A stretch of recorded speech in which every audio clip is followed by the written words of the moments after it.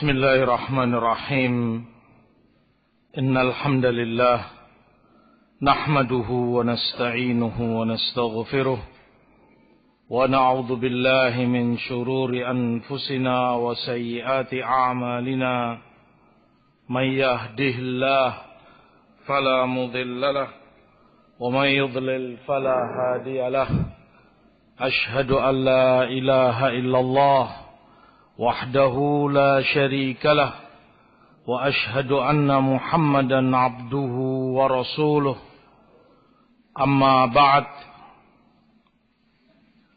إخوتي في الله رحمني ورحمكم الله. Alhamdulillah, segala puji bagi Allah yang mempertemukan kita kembali di tempat yang suci ini, di kesempatan yang baik ini, guna mudzakaratul ilm. Semoga apa yang kita dengar dan kita kaji menambah ilmu kita dan memperbanyak amal saleh kita, sehingga bermanfaat bagi kita di dunia dan di akhirat kelak. Ikhwati fillah rahimani wa rahimakumullah, seperti yang kita ketahui bersama bahwa materi yang akan kita kaji adalah materi yang begitu penting, masalah yang begitu besar dan berkedudukan sangat tinggi dalam syariat Allah Subhanahu wa ta'ala, yaitu tentang akhlak karimah, tentang akhlak mulia, dan terkhusus lagi akhlakul ulama, tentang akhlak para ulama. Ada dua permasalahan terkait hal ini. Yang pertama, keutamaan akhlak itu sendiri, dan yang kedua, terlebih ketika itu menjadi sifat atau akhlak ulama, orang-orang yang berilmu, orang yang mulia di sisi Allah, orang-orang yang takut kepada Allah, dan mereka orang terbaik tentunya di muka bumi ini. Tentang akhlakul karimah, Rasul sallallahu alaihi wasallam dalam riwayat Tabrani dari Usama ibnu Shuraik radhiyallahu an, beliau sabdakan, ahabbu ibadillah ilallah ahsanuhum khuluqa. Hamba Allah yang paling dicintai olehnya, hamba Allah yang paling dicintai Allah di antara mereka adalah yang terbaik akhlaknya. Semakin baik akhlak seseorang, semakin dia dicintai oleh Allah. Demikian pula dalam riwayat Tirmidzi dan Ibnu Hibban, dan dikatakan oleh Syekh Nasir Hasan Sahih dari Abu Hurairah radhiyallahu an, Rasulullah sallallahu alaihi wasallam sebutkan, akmalul mu'minina imanan ahsanuhum khuluqa wa khiyarukum khiyarukum linisaihim. Mukminin yang paling sempurna imannya adalah yang terbaik akhlaknya dari mereka. Semakin baik akhlak seseorang, semakin sempurnalah imannya. Dan yang terbaik dari kalian adalah yang terbaik kepada istrinya.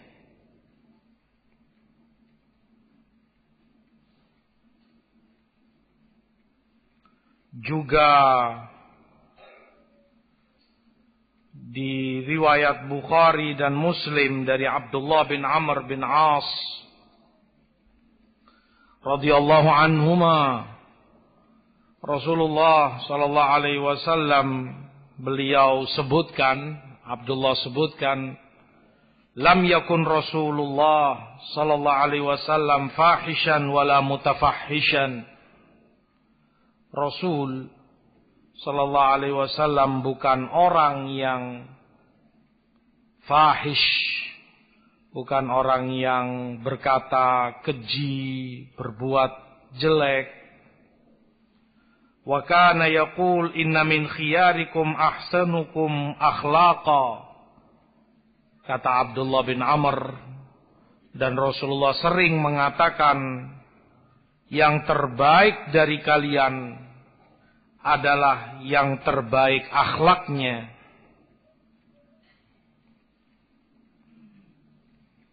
Akhlak ini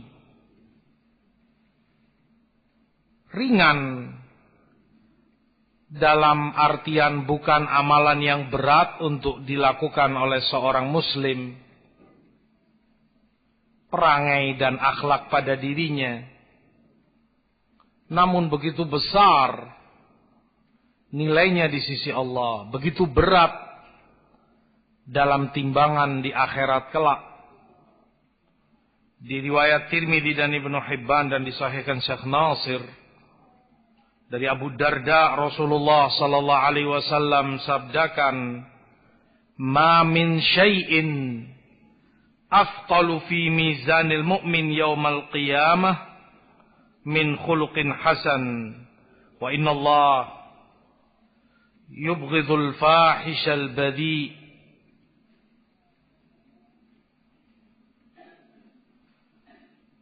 Tidak ada di timbangan seorang mukmin di hari kiamat yang lebih berat dari akhlak yang baik.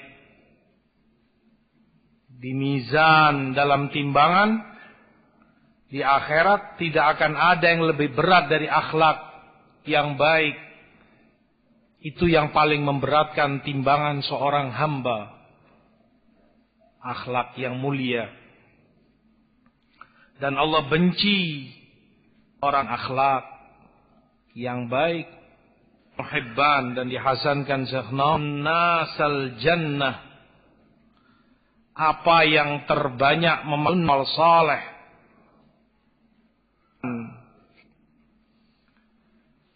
Rasul sallallahu alaihi wasallam menyebutkan dari hadis Aisyah, innal mu'mina la yudriku bi husnil khuluq darajatas shaimi wal qa'im. Seorang hamba dengan akhlak mulianya, dengan akhlak baiknya, akan mencapai derajat orang yang puasa di siang harinya dan qiyamul lail, salat di malam harinya. Dengan akhlaknya yang baik, derajatnya mengejar dan menyamai derajat orang yang tekun beribadah, sholat malam, puasa di siang harinya. Begitu tinggi fadilah dan keutamaan akhlak karimah. Demikian pula dalam hadis Abu Umamah di Abu Dawud, Ibnu Majah dan Tirmidzi, dihasankan oleh Syekh Nasir, Rasulullah sebutkan, ana za'imun bi baitin fi rabadil jannah liman tarakal mira wa in kana muhiqqa. Aku menjamin rumah di surga bagi orang yang meninggalkan percekcokan dengan orang lain walaupun dia benar.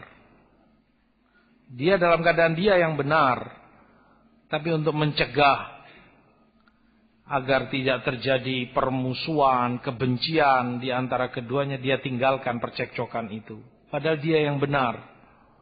Dan ini termasuk akhlak. Termasuk akhlak yang mulia. Wa bi baitin fi wasatil jannah liman tarakal kadhib wa in kana maziha. Dan aku jamin pula surga atau rumah di tengah surga bagi orang yang meninggalkan kedustaan walaupun hanya bercanda. Wa bi baitin fi a'lal jannah liman hasuna khuluquh. Dan aku jamin rumah di atas surga bagi orang yang baik akhlaknya, tertinggi, yang meninggalkan cekcok walaupun dia benar, dijamin rumah di tepi surga. Meninggalkan dusta walaupun bercanda, dijamin rumah di tengah surga.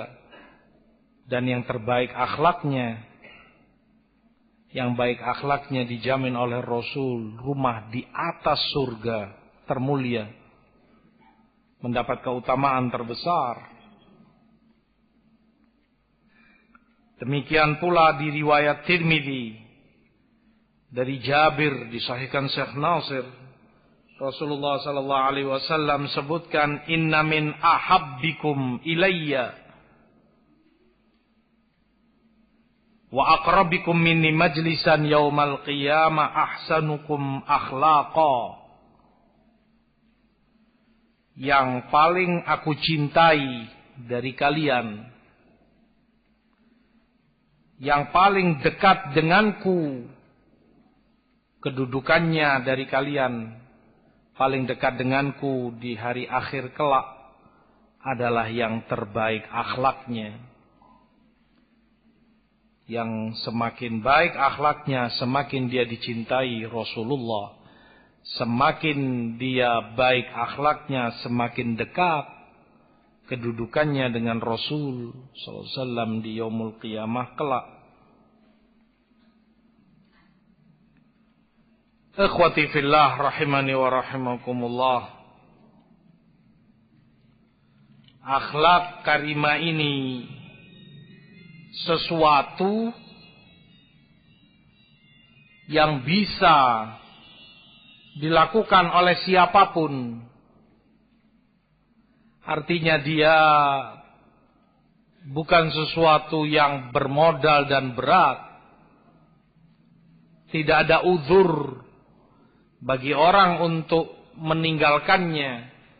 Kalau yang lain mungkin sedekah misalnya, mungkin orang tidak mampu melakukan karena hartanya terbatas. Mungkin. Atau amalan ini, amalan itu, mungkin dia tidak mampu melakukannya. Capek, berat, situasi dan yang lainnya. Tapi akhlak, tidak ada udzur baginya untuk tidak berakhlak baik. Sesuatu yang gampang dan ringan, namun begitu besar keutamaannya. Di dalam hadis Abu Hurairah, di Abu Ya'la dan Al-Bazzar, dan dihasankan Syekh Nasir, Rasulullah sebutkan, innakum lan tasa'un nasa bi amwalikum walakin yasa'uhum minkum bastul wajh wa husnul khuluq. Kalian mungkin tidak bisa mencukupi orang dengan harta kalian. Artinya untuk membantu orang dengan harta, dengan ini. Enggak semua kalian bisa melakukan. Ada keterbatasan, ada uzur. Enggak bisa semua orang kamu bantu dengan hartamu, kamu sedekah. Tetapi yang darimu bisa mencukupi semua orang adalah bermuka manis, ramah wajahmu, dan baik akhlakmu kepada mereka. Itu bisa kamu lakukan dan tidak ada uzur bagimu untuk tidak melakukan itu. Bisa kamu cukupi semua orang dengan itu. bermuka ramah, baik, dan berakhlak mulia kepada mereka semua.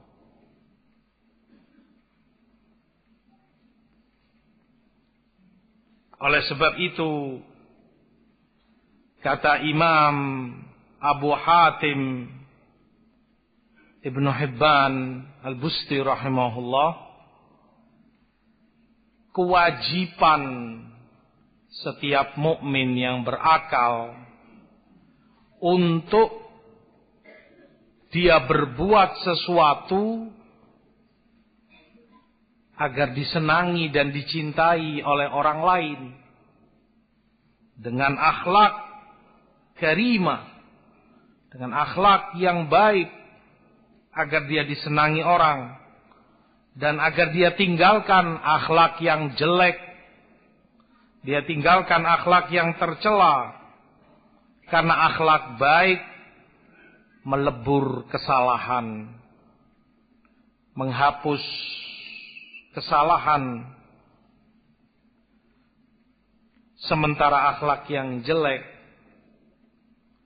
bisa merusak amal kebaikan seseorang, sebagaimana cuka bisa merusak madu yang manis, enak, tapi terkena sedikit cuka akan berabi rasanya, rusak.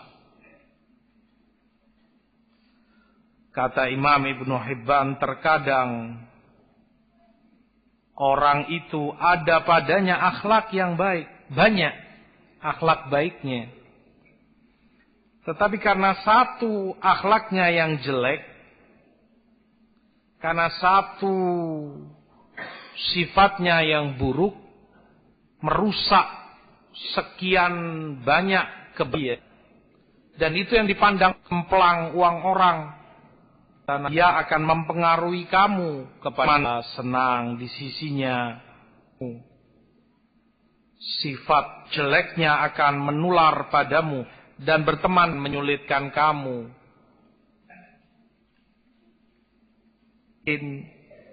Dia lakukan maksiat itu. Tapi kepada orang, akhlak-akhlak yang diajarkan, jaga hubungan dengan orang. Bagi orang ini mudah untuk digauli, dekat dengannya, berhubungan muamalah ini itu, dan mereka senang bergaul dengannya. Tetapi seorang abid, ahli ibadah, jauh dari maksiat, tetapi sayang akhlaknya jelek, ada sifat-sifat tertentu yang itu buruk akhlak padanya, orang berat untuk bergaul dengannya. Orang tidak senang untuk dekat atau bermuamalah dengannya. Siapa fulan itu? Hobi dan pesimis orang untuk mau berhubungan, untuk dekat dengannya. Dikenal sifatnya dan akhlaknya yang buruk. Walaupun dia ahli ibadah. Sampai setingkat itu pengaruh dan pentingnya akhlak pada seseorang. Kamu pun tidak senang dekat dengannya. Dengar namanya saja orang sudah down. Ada fulan. Males sudah. Yang terbayang di benaknya akhlaknya yang begini begitu. Sementara orang rusak sekalipun, fasik, tapi jika baik akhlaknya, orang senang berteman atau dekat dengannya, atau hubungan muamalah apa ini.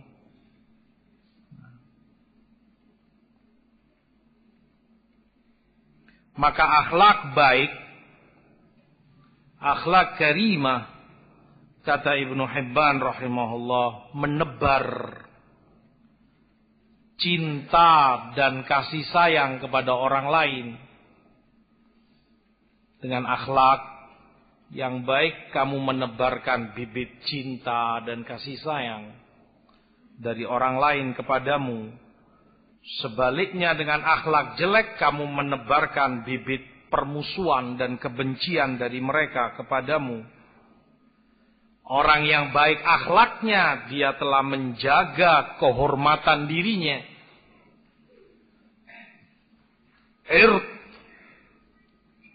Harga dirinya telah dia jaga dengan akhlaknya yang baik. Sebaliknya yang akhlaknya jelek, telah dia rusak kehormatannya sendiri. Layaknya tabir yang menutupi aurat atau agar tidak tampak, kamu beri tirai. Tirai inilah akhlak yang baik. Kalau tertutup akan aman, terjaga, tidak terlihat oleh orang. Tetapi kalau tirai ini ditarik dan dibongkar, akan terlihat yang dibaliknya. Dan demikianlah dengan akhlak yang baik, orang terjaga kehormatannya. Kalaupun disebut dan dibicarakan orang, dibicarakan dengan kebaikan. Fulan, Masya Allah, dia itu baik, begini, disenangi, harum namanya. Terjaga kehormatannya, nama baiknya, harga dirinya. Tetapi dengan akhlak jelek, dia merusak harga dirinya sendiri. Nama baiknya dia coreng di hadapan sekian banyak orang. Kalaupun dibicarakan orang, dibicarakan dengan celaan. Wal'iyadzubillah. Fulan, wah na'udzubillah. Dia itu begini, dia itu begitu. Apa itu? Saya pernah diperlakukan begini. Fulan diperlakukan begitu, dia ini begini. Orang berani menjamak kehormatannya. Dan dia sendiri yang merusak nama baik dia dengan akhlaknya yang buruk. Ikhwatil a'izza, a'azzakumullah. Oleh sebab itu akhlak ini seperti kata Imam Ali bin Muhammad Al-Mawardi rahimahullah, keutamaan suatu ilmu atau suatu pembahasan tergantung dengan keutamaan dan besarnya hasil yang didapati darinya. Apa natijahnya? Keutamaan suatu ilmu atau pembahasan tergantung tentang besarnya atau besar kepentingan, pentingnya permasalahan itu dan banyaknya manfaatnya.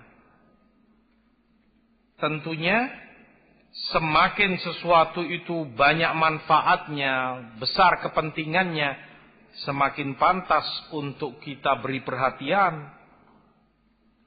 Semakin besar perhatian kita untuknya, semakin besar usaha kita untuk selalu membenahi dan mendapatinya. Dan yang terbesar perkaranya, terpenting dan termulia adalah yang dengannya perkara dunia dan akhirat itu bisa diraih oleh seorang hamba. Dunianya akan mendapat kemaslahatan sehingga dia bahagia di dunianya. Akhiratnya akan mendapat kemaslahatan pula sehingga dia juga akan selamat di akhirat, istiqomah perkaranya. Maka akhlak mencakup kedua-duanya. Pembahasan tentang akhlak atau ilmu akhlak, kata Mawardi rahimahullah, dengannya seorang mukmin mendapatkan kemaslahatan dunia dan juga kemaslahatan akhiratnya.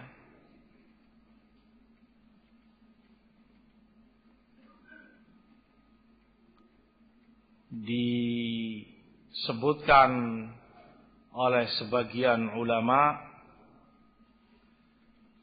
aslih nafsak li nafsika yakun nas taba'an lak. Benahi dirimu sendiri, benahi akhlakmu, pasti orang akan mengikutimu.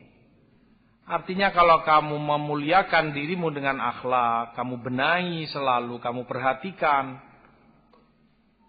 yang menjadi kekuranganmu, kamu lengkapi, menjadi kelemahanmu, kamu benahi, orang pun akan menghormatimu, orang akan senang padamu.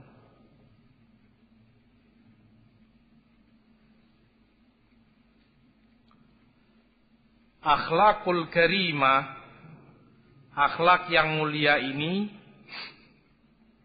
menjadi lebih besar atau pembahasannya semakin lebih penting ketika kemudian yang kita cari dan yang kita pelajari adalah akhlaknya para ulama.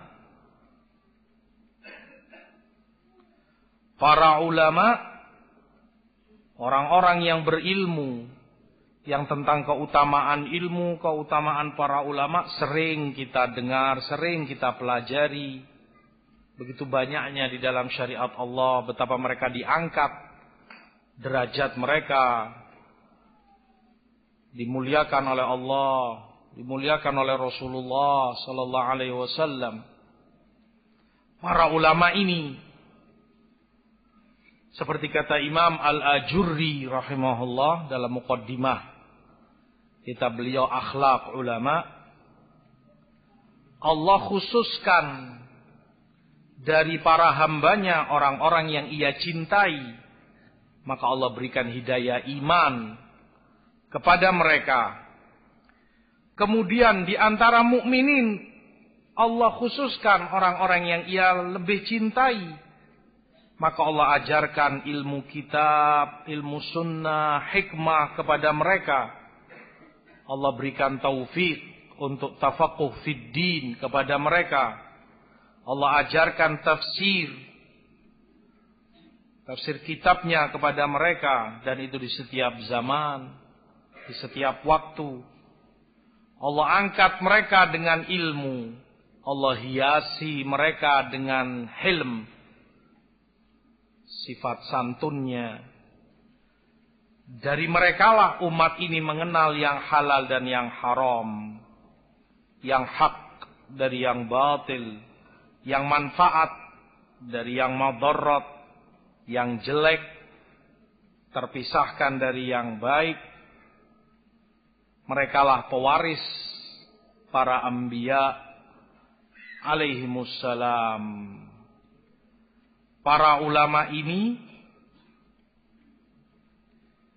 adab yang mereka contohkan, akhlak yang ada pada mereka menjadi rebutan orang-orang yang menginginkan kebaikan, orang-orang yang taat. Artinya berebut untuk mencontoh, meniru dan mengambil akhlak-akhlak yang mereka ketahui dari para ulamanya.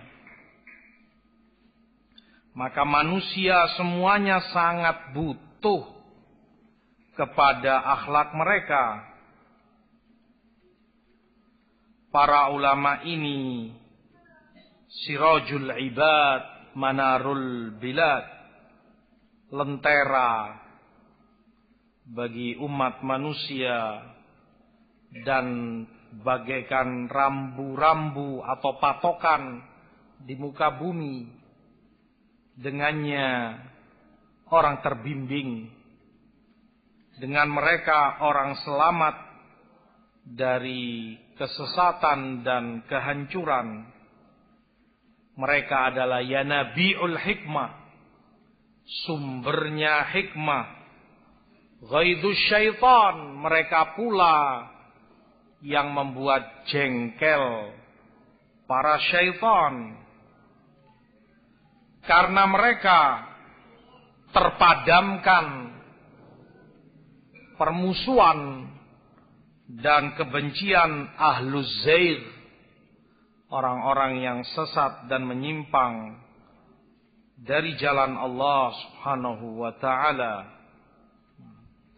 Para ulama ini memiliki akhlak, memiliki kriteria yang tentunya berbeda dengan keumuman mukminin.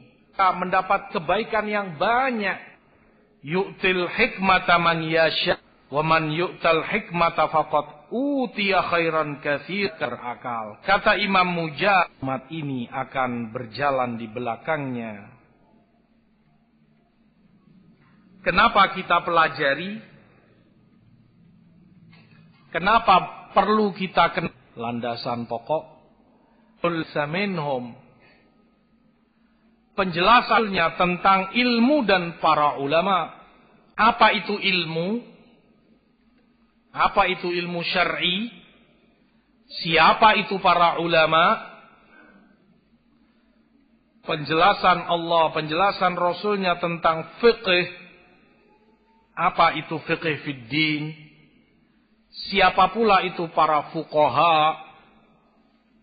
Dan penjelasan pula tentang orang-orang yang menyerupai mereka padahal bukan dari mereka. Sehingga yang pertama, manfaat bagi kita adalah untuk mengenali karakter dan ciri-ciri para ulama. Jika itu ada padanya, maka dialah ulama. Karena kita mengenali, mempelajari akhlak mereka.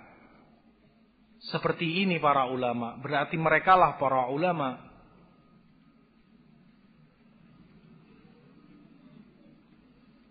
Dan tentunya kita bersuri toladan kepada mereka.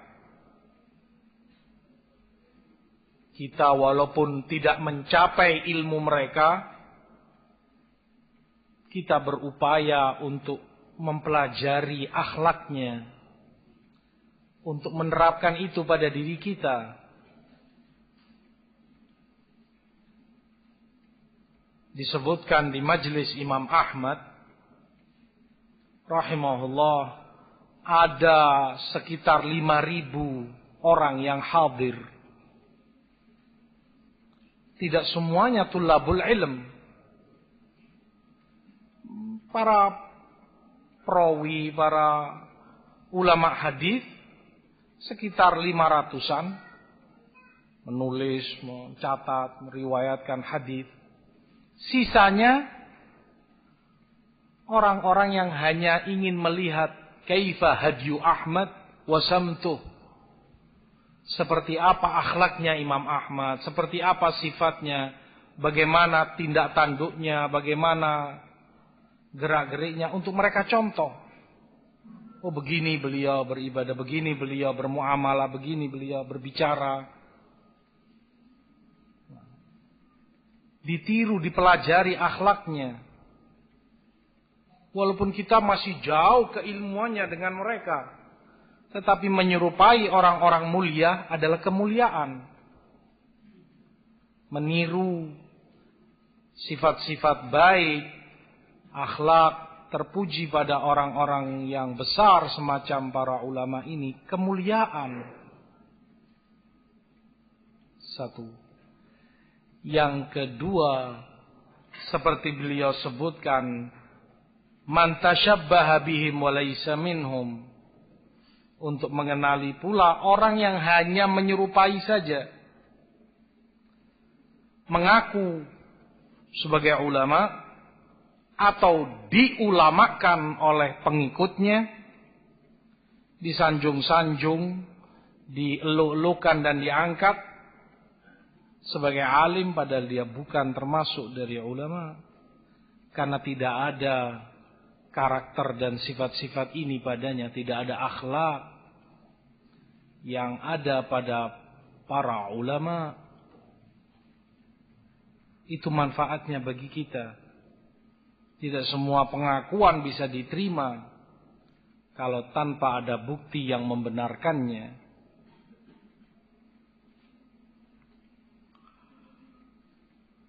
Ikhwati fillah rahimani wa rahimakumullah. Karena ilmu ini permasalahan yang tinggi kemuliaannya, maka orangnya pun seharusnya demikian. Kata Imam Dhahhak ibnu Makhlad Abu Asim An-Nabil rahimahullah, man talaba hadzal hadis faqad talaba a'la umurid dunya fayajib ayyakuna khairan nas. Yang menuntut ilmu ini, ilmu hadis, ilmu syariat, maka sungguh dia telah menuntut perkara dunia yang tertinggi, yang terbaik. Maka kewajiban dia untuk menjadi orang yang terbaik. Karena yang dia kejar adalah perkara yang terbaik di dunia. Tidak sembarangan yang dia pelajari ilmu yang posisinya begitu tinggi dan besar. Maka dia pun sebagai penuntutnya, sebagai orang yang mempelajarinya, harus menjadi orang yang terbaik. Ada akhlak mulia yang harus dia miliki pada dirinya. Dan begitulah para ulama kita. Mereka pelajari ilmu, mereka pula pelajari akhlak. Mereka benahi diri mereka. Kata Malik ibnu Anas rahimahullah, berkata Imam Muhammad ibnu Sirin rahimahullah, imam ma'ruf tabi'in, kanu yata'allamuna al-hadiya kama yata'allamuna al-ilm. Mereka, ini para ulama salaf, kibar tabi'in, para sahabat Rasul SAW, mereka pelajari akhlak, mereka pelajari hadyu. Mereka pelajari sepak terjang diri mereka, sifat mereka, tindak tanduknya, sebagaimana mereka pelajari ilmu itu sendiri. Ilmu itu mereka pelajari, mereka amalkan. Akhlak ini pun mereka jadikan hiasan pada dirinya. Mereka terapkan dalam kehidupannya. Dan Ibnu Sirin mengutus seseorang untuk melihat bagaimana akhlak Imam Qasim rahimahullahu ta'ala dan bagaimana pula akhlaknya Qasim bin Muhammad bin Abi Bakar As-Siddiq rahimahullah, cucu Abu Bakar radhiyallahu ta'ala anhu. Dipelajari untuk dicontoh, dipelajari untuk mereka amalkan. Dan itu sangat penting, sama dengan pentingnya ilmu itu sendiri. Bahkan seperti Imam Abdullah bin Mubarak sebutkan, diriwayatkan oleh Ibn Abdul Bar dan yang lain, bahwa Imam Makhlad Ibnul Husain, kata Ibn Mubarak, Makhlad Ibnul Husain rahimahullah pernah menasihati aku. Kata Makhlad, nahnu ila kathirin minal adab ahwaju minna ila kathirin minal hadith. Kita ini lebih butuh kepada banyaknya adab, pembenahan akhlak kita ketimbang banyaknya ilmu atau hadis. Artinya untuk kita lebih banyak belajar akhlak, belajar adab, itu kita lebih butuh untuk membenahi akhlak kita, membenahi adab kita, dibanding dengan kita hanya belajar ilmu, belajar fikih, tapi akhlaknya, na'udzubillah, Kita lebih butuh membenahi akhlak diri kita. Kita lebih butuh belajar adab. Itu yang para imam dan para ulama kita sebutkan tentang pentingnya akhlakul karimah. Ikhwati fillah rahimani wa rahimakumullah. Maka permasalahan yang pertama yang ada pada setiap alim menjadi sifat dan akhlak mereka, karena akhlak itu berkaitan akhlak kepada Allah, akhlak kepada diri kita sendiri, dan akhlak kita kepada orang lain. Dan yang terbesar dan yang terpenting adalah akhlak kepada Allah. Maka yang terpenting dan nomor satu adalah ikhlas. Kalimat yang sering kita perdengarkan, kalimat yang sering masuk dalam telinga kita, ikhlas, ikhlas, keikhlasan. Tetapi begitu pentingnya permasalahan keikhlasan ini sehingga terus dan selalu diingatkan oleh para ulama, di mana dalam seluruh amal ibadahnya, dalam setiap tindak tanduknya, dia hanya mengharap wajah Allah semata. Dia hanya menginginkan pahala dan keridhaan Allah.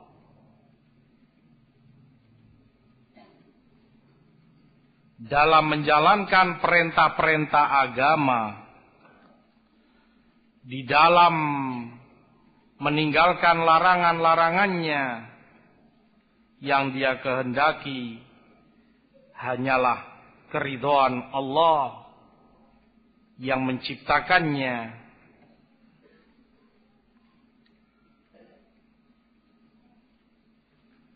Kata Hasan Al-Basri rahimahullah, man talabal ilma ibtigha'al akhirah adrakaha. Yang mempelajari ilmu dan dia menginginkan akhirat dengannya, dia akan dapati. Dia akan dapati akhirat itu. Kalau akhirat itu yang dia inginkan ikhlas karena Allah semata. Wa man talabal ilma ibtigha'ad dunya fa huwa hadzuhu min. Tetapi jika yang dia inginkan hanyalah dunia, ya itulah bagian dia dari ilmunya. Hanya dunia itu yang dia dapati. Kata Imam Ibn Shihab Az-Zuhri, dan betapa rendahnya bagian itu. Zalun hadzuhu min. Dia dapati hanya sekedar dunia. Apa yang Rasul sallallahu alaihi wasallam allama ilman mimma yubtagha bihi wajhullah. Ilmu keikhlasan kepada Allah dari fuqaha Malikiyah. Uttaqullah. Sedikit ilmumu, tetapi dengan takwa kepada Allah, dengan keikhlasan kepadanya, itu akan jadi banyak, jadi barokah. Tetapi sebaliknya, banyak ilmumu tapi tanpa takwa, tanpa ikhlas, menjadi sedikit, tidak barokah, dan tidak ada hasilnya, tidak ada pengaruh positifnya. Kalau diamati para a'immah, para ulama di setiap zaman, di setiap waktu, dari masa para sahabat, tabi'in, barokah ilmu mereka. Sehingga sampai saat ini pun kita bisa menikmatinya. Pernyataan fulan, penjelasan fulan. Kita butuh. Bahkan kadang mereka bicara entah berapa abad yang lampau, seakan beliau berbicara di saat ini. Di saat fitnah sedang berkecamuk, di saat umat sedang tersesat ke sana kemari, seakan mereka mengetahui kondisi ilmunya barokah karena keikhlasannya kepada Allah Subhanahu wa taala. Bertakwalah, ikhlaslah selalu kepada Allah. Sedikitnya ilmu dengan ikhlas, dengan takwa menjadi banyak. Banyaknya ilmu tanpa takwa menjadi sedikit, tidak barokah.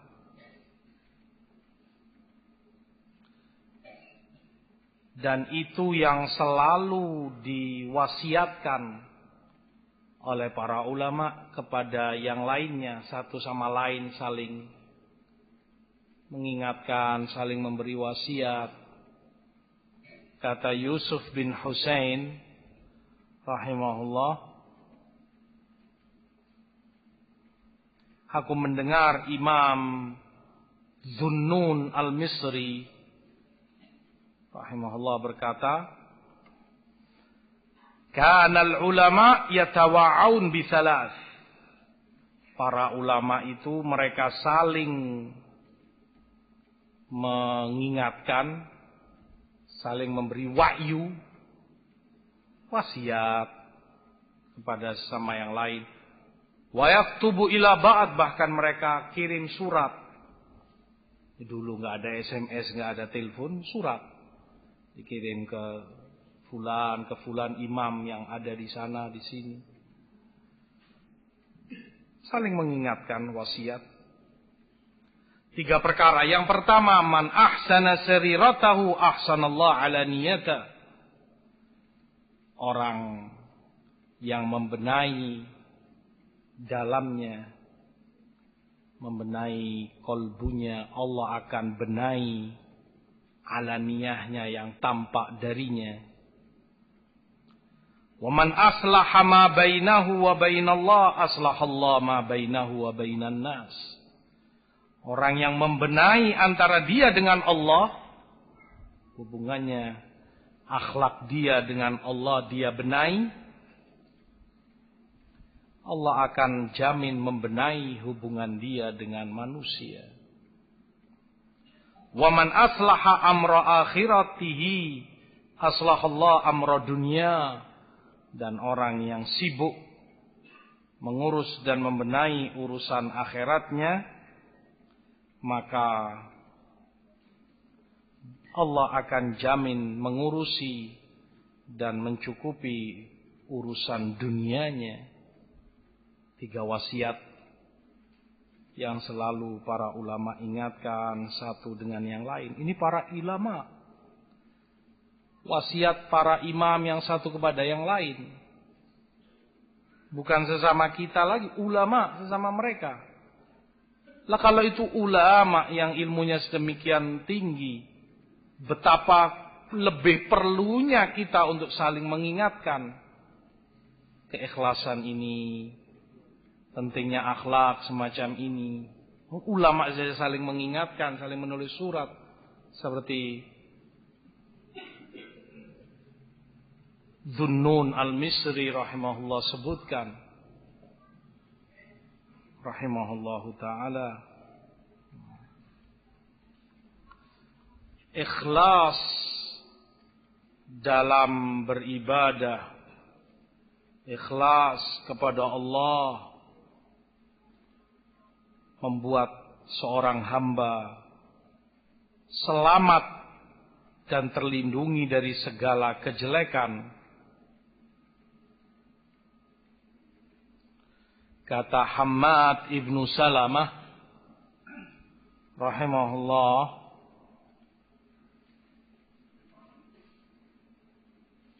man talabal hadith li ghairillah mukira bih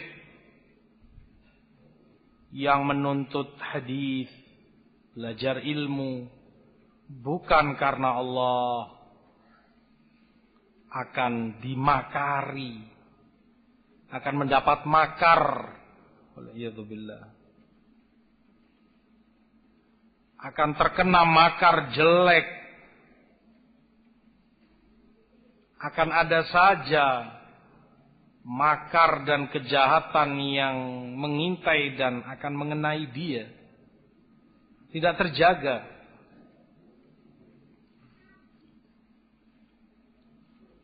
Tidak terjaga karena Allah tidak lagi menjaga dia. Dan Allah tidak menjaga si hamba karena si hamba tidak menjaga Allah. Tidak ikhlas kepadanya. Di dalam hadis qudsi yang ma'ruf, Allah katakan, "Man amila amalan asyraka fihi ma'iya ghairi taraktuhu wa syirka." Yang syirik kepadaku dalam beramal, aku tinggalkan dia dengan apa yang dia syirikkan, dengan apa yang dia inginkan selainku. Ditinggalkan oleh Allah, dan disitulah kebinasaan hamba. Kalau sudah ditinggalkan oleh Allah, dibiarkan dan dipasrahkan pada dirinya sendiri, dengan mudah para syaitan dari kalangan jin maupun manusia untuk mempermainkan dia, untuk menunggangi dia dan diselewengkan ke sana kemari dengan mudah. Orang si hamba sudah tidak lagi dilindungi oleh Allah,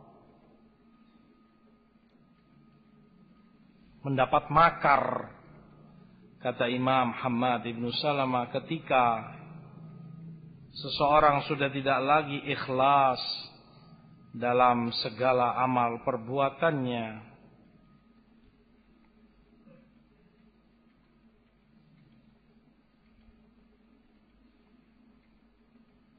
kata Ibrahim An-Nakhai rahimahullah, "Man ibtagha syai'an minal ilmi yabtaghi bihi wajha Allah, ataahu Allah minhu ma yakfi."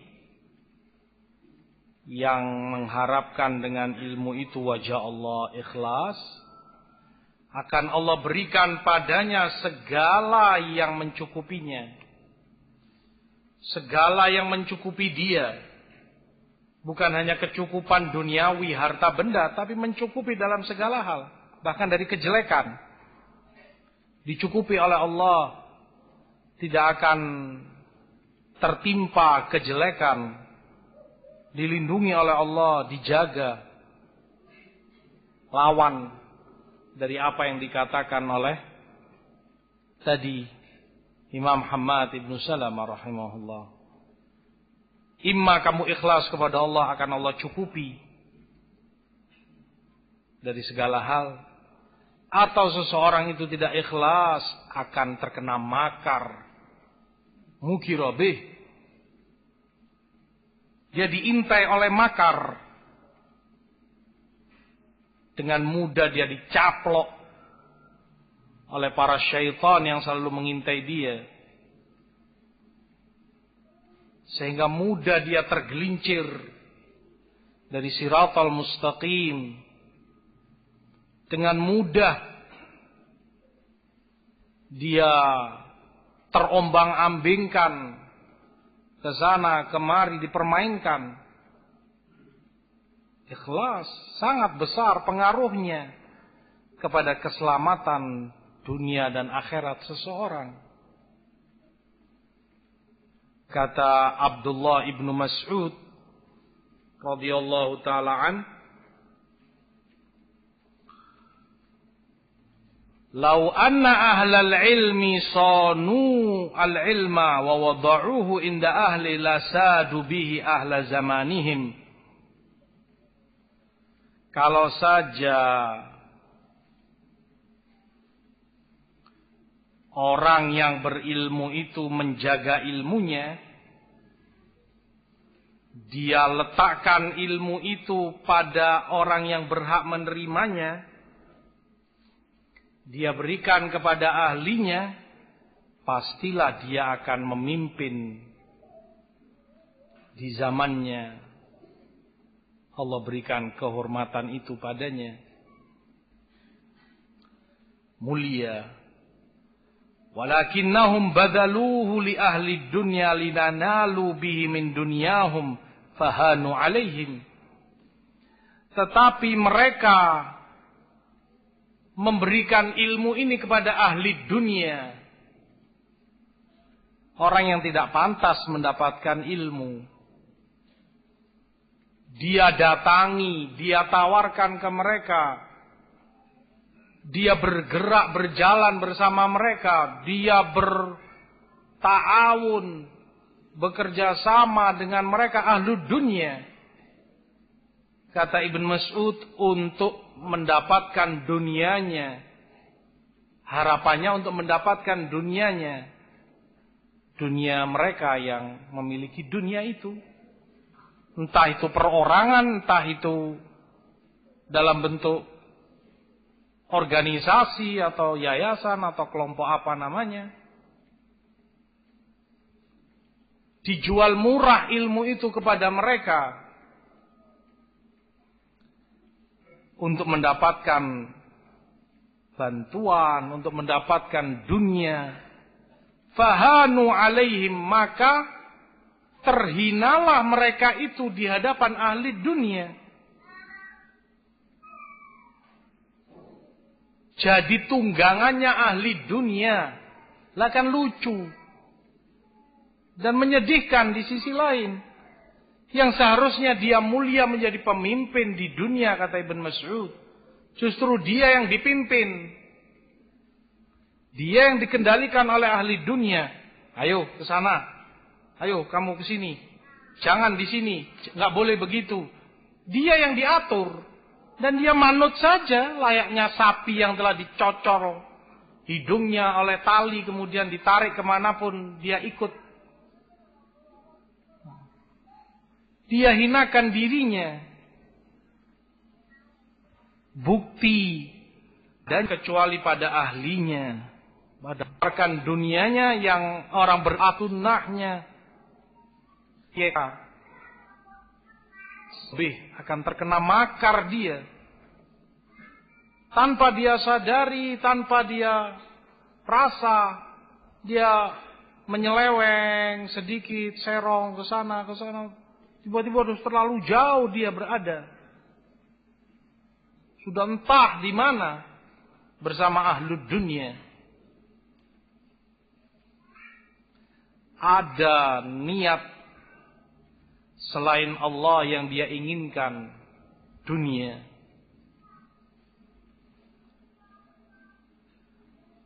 Di dalam hadis kata Ibn Mas'ud, aku mendengar Rasul kalian, Rasulullah sallallahu alaihi wasallam bersabda, "Man ja'alal humuma hamman wahida, hamma akhiratihi, kafahu Allahu hammad dunya. Wa man tasha'abat bihil humumu fi ahwalid dunya, lam yubalillah fi ayyi audiyatiha halak." Barang siapa yang menjadikan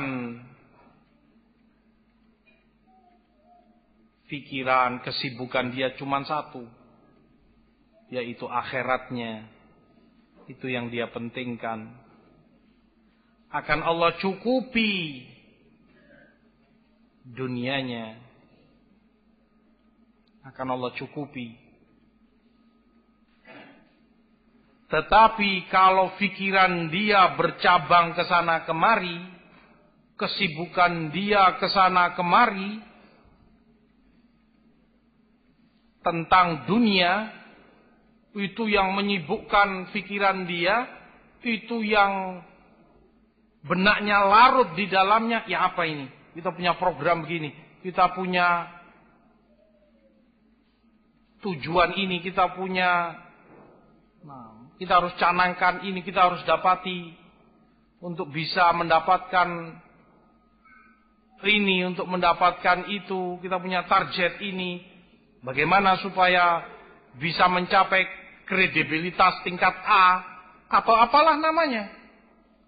dunia yang dia inginkan. Tasya'abat, terpecah belah pikirannya ke sana kemari. Dia nggak ngurus akhiratnya sudah. Mau menyimpang, mau tidak, mau melanggar, mau enggak. Yang penting target yang dia inginkan bagaimana bisa tercapai.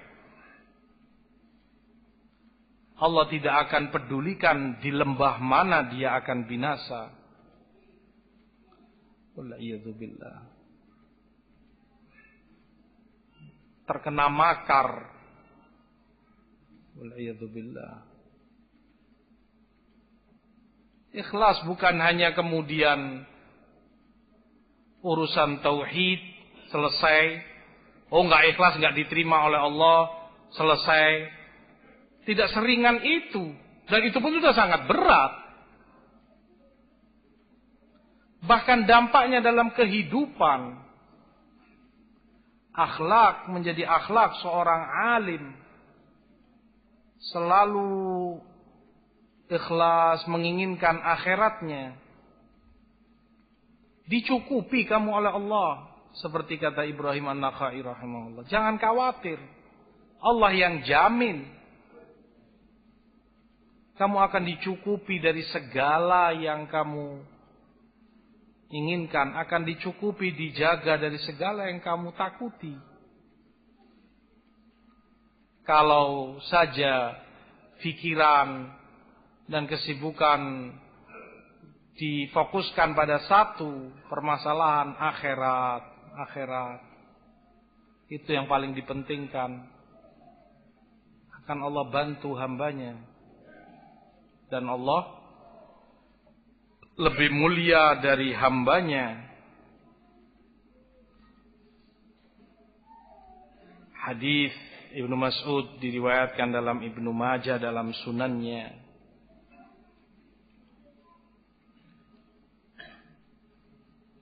Ikhwati fillah rahimani wa rahimakumullah. Maka hendaknya keikhlasan kepada Allah menjadi ciri dan akhlak yang selalu ada pada diri kita. Dan memang perlu perjuangan. Jangan setingkat kita yang terlalu minim ilmunya. Kita semua. Para ulama besar pun merasa betapa beratnya mengendalikan ikhlas ini. Mengendalikan kolbu. Seperti Imam Sufyan rahimahullah sebutkan. Ma'alajtu syai'an asyaddu alayya min niyati. Fa'innaha tataqallabu alayya. Aku tidak pernah menghadapi sesuatu yang lebih berat dari niatku sendiri. Karena dia berubah-ubah. Di Musnad Ahmad Rasulullah sebutkan la qalbu ibni Adam asyaddu taqalluban asyaddu ittiraban minal ma' idza ijtama'a ghalya.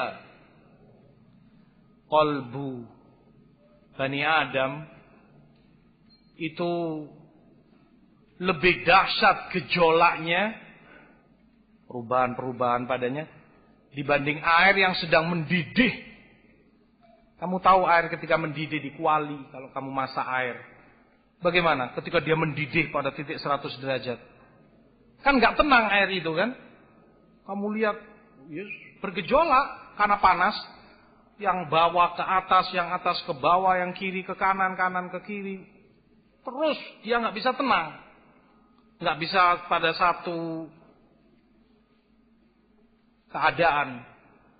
Itu air sudah begitu dahsyatnya. Kalbu manusia lebih dari itu.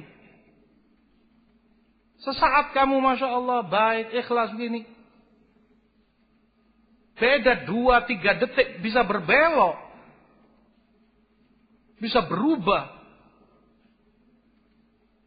Yang semula sholat, yang semula ini, itu, ikhlas karena Allah. Ada sesuatu, cepat sekali perubahannya. lebih dahsyat dari air, lebih cepat, lebih dahsyat dari perubahan, kata Ibnu Qayyim, dalam lahir dan zahirnya tubuh manusia. Jasad ini kan kadang ada perubahan cepat padanya ya. Panas, kita panas sekali ini, sumuk, berkeringat. Kamu masuk kamar misalnya ber-AC sebentar sudah dingin. Dingin sebentar, 5 menit, 10 menit, kedinginan. Dingin.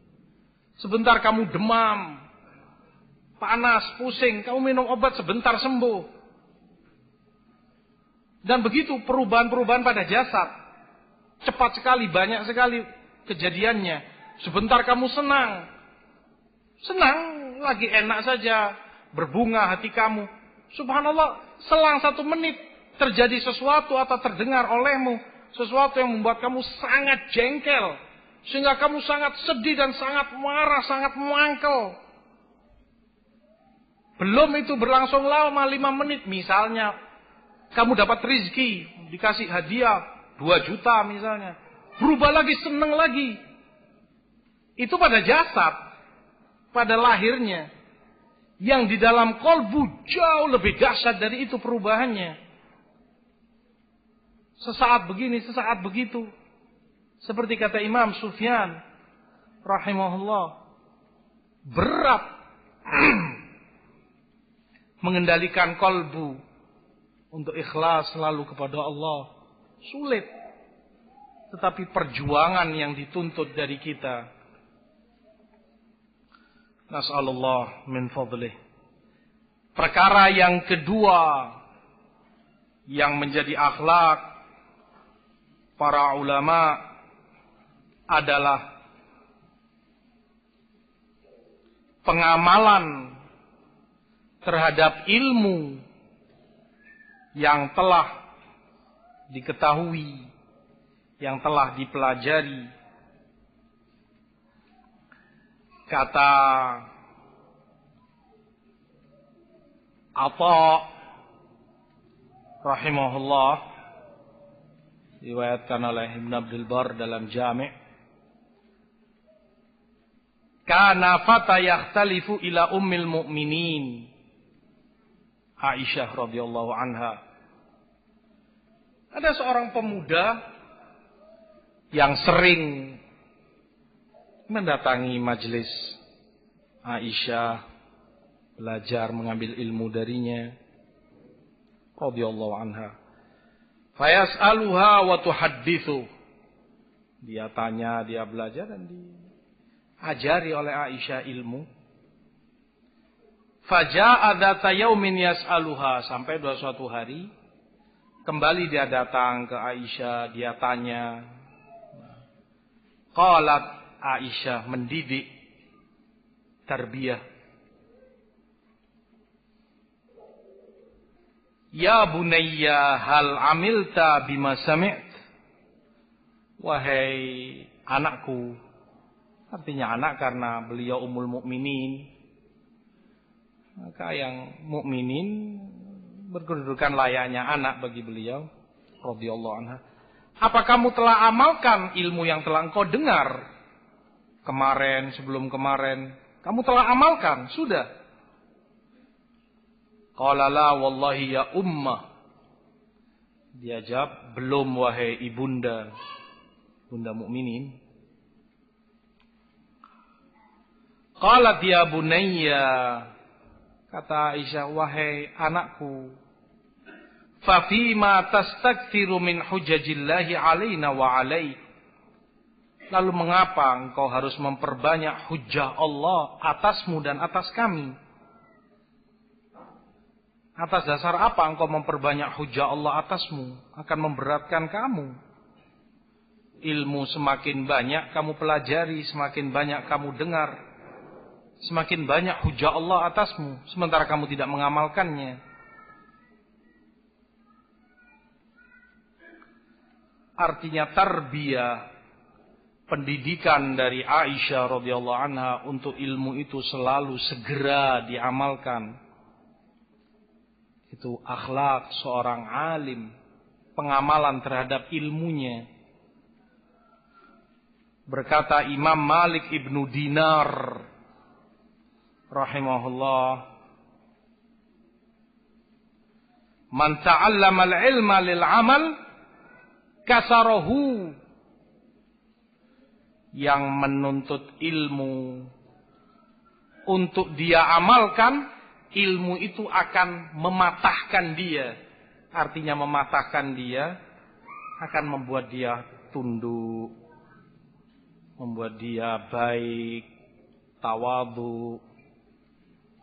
Seperti peribahasa kita katakan, seperti padi, semakin tua dia semakin merunduk, semakin banyak isinya, semakin matang. Wa man ta'allamahu li ghairil amal zadahu fakhran. Tetapi yang mempelajari ilmu itu bukan untuk diamalkan, akan semakin bertambah kebanggaannya pada dirinya. Akan semakin bertambah kecongkaannya, kesombongannya, merasa lebih dari yang lainnya. Pengamalan terhadap ilmu merupakan sifat dan akhlak yang harus ada pada diri setiap alim. Dan kita mengingat apa yang Rasul sallallahu alaihi wasallam sebutkan dalam hadis Abu Barza Al-Aslami radhiyallahu an, la tazulu qadama 'abdin yaumal qiyamah hatta yus'ala an umri fima afnah. Tidak akan geser telapak kaki hamba di yaumul qiyamah sampai dia ditanya tentang umurnya, untuk apa dia habiskan. Wa an ilmihi fima fa'ala bih, atau fima amila fi, tentang ilmunya untuk apa dia amalkan. Ini yang kedua, ilmunya untuk apa dia amalkan. Di sisi lain kata Imam At-Tibi rahimahullah, Rasul tidak katakan tentang amalannya bagaimana dia mengamalkan, tapi yang Rasulullah katakan ilmunya bagaimana dia mengamalkannya. Menunjukkan di sisi lain bahwa ilmu itu mendahului amalan. Ilmu itu sebelum amal perbuatan. Dia sebagai imamnya amalan. Ditanya pertanggungjawabannya oleh Allah. Wa an malih min aina iktasaba wa fima anfaqa, tentang hartanya, dari mana itu dia dapati dan kemana itu dia belanjakan. Wa an jismihi fima abla, dan tentang jasadnya, untuk apa dia menggunakannya, dia pakai untuk apa jasad yang Allah berikan padanya. Amat la takunu di muta'allim. Mu'iyad rahimahullah lahirkan, kata Imam Sya'bi, berpuasa untuk lebih mudah karena itu kabairudz dzunub, apalagi itu dosa-dosa yang besar. Atau kalau itu mustahabbat, perkara-perkara yang sunnah diajarkan oleh Rasulullah SAW diamalkan. Atau makruhat, yang makruh-makruh juga ditinggalkan. Kata Imam Ibnul Jauzi rahimahullah, merugilah yang menuntut ilmu tapi dia tidak mengamalkannya. Karena dengan itu fatahu ladzatid dunya wa khairatil akhirah. Dia tidak dapati kelezatan dunia, dia pula tidak dapati kebaikan akhirat. Dia belajar ilmu, duduk, nulis, menghafal, belajar. Dengan itu terlewatkan kelezatan dunia. Di saat yang lain berfoya-foya, menikmati dunianya, ini itu. Dia tidak mendapati semua itu. Karena dia gunakan waktunya untuk menuntut ilmu. Sudah, dengan belajar ilmu hilang sudah kenikmatan dunianya. Tetapi kalau dia tidak mengamalkan, lepas pula darinya kebaikan akhirat, pahala, kebahagiaan hakiki di akhirat juga tidak akan dia dapati. Sehingga apa yang dia dapati? La dunia wala akhirah. Dunianya tidak dapat, akhiratnya pun lepas dari tangannya. Betapa ruginya.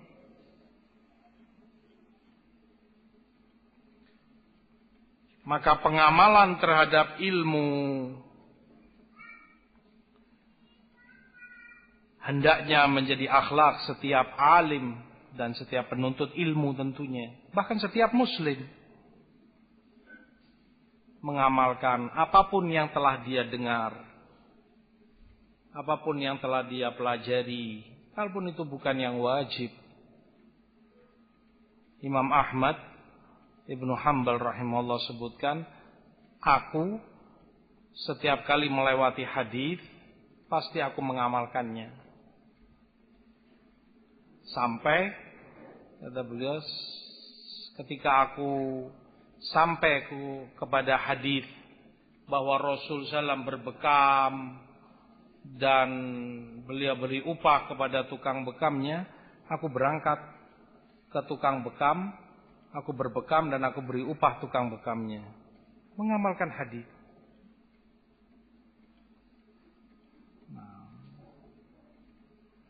Ikhwati fillah rahimani wa rahimakumullah. Sifat atau akhlak yang ketiga pada seorang alim adalah akhlak tawadhu. Akhlak tawadhu.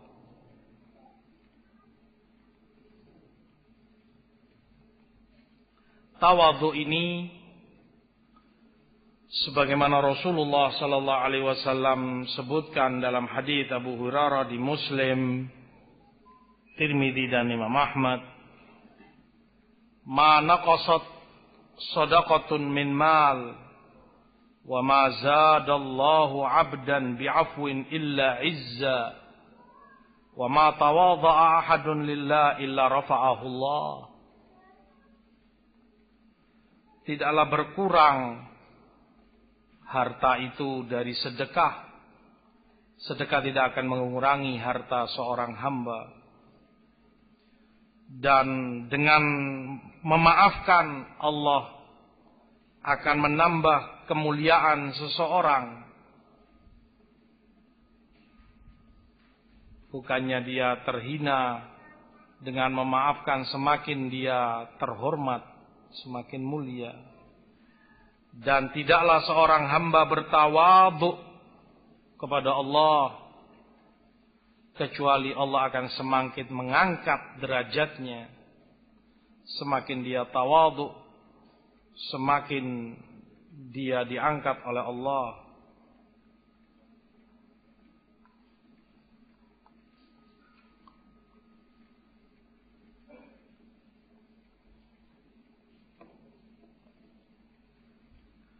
Tawadhu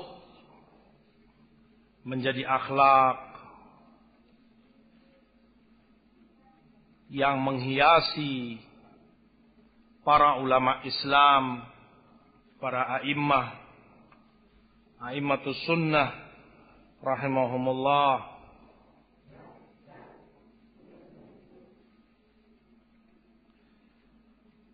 Kata Imam Masruq Ibnul Ajda' rahimahullah,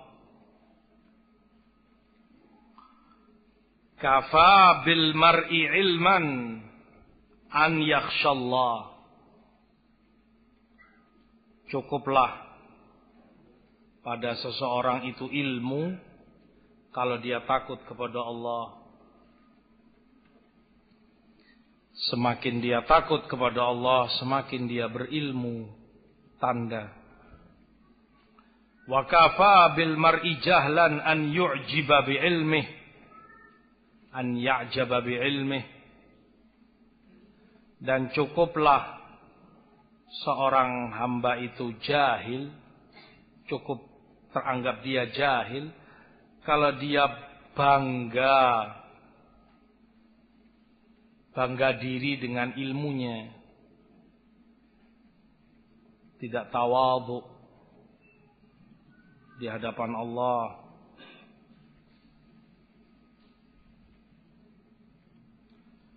Dan memang itu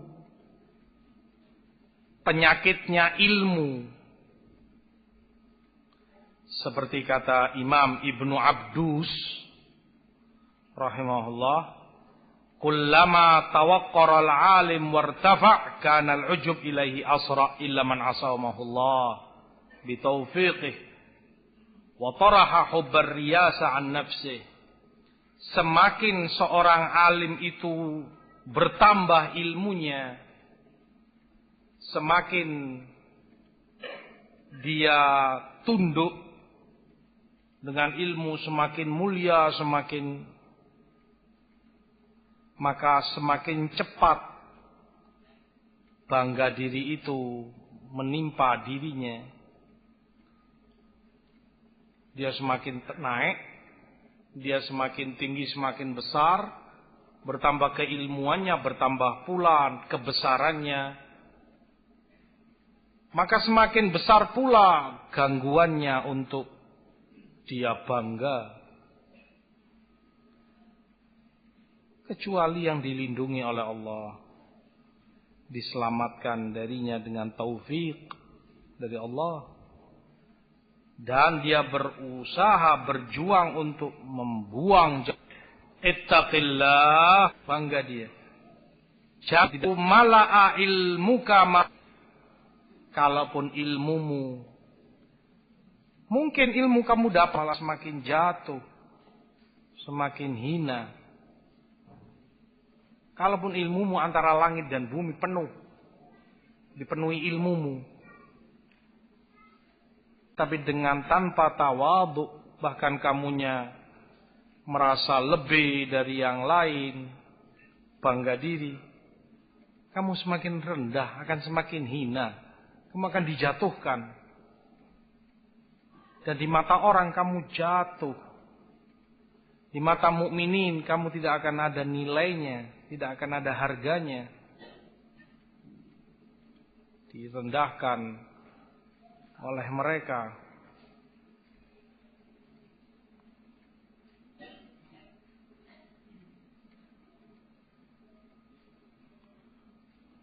Jam berapa zuhurnya? 12 pas. Iya.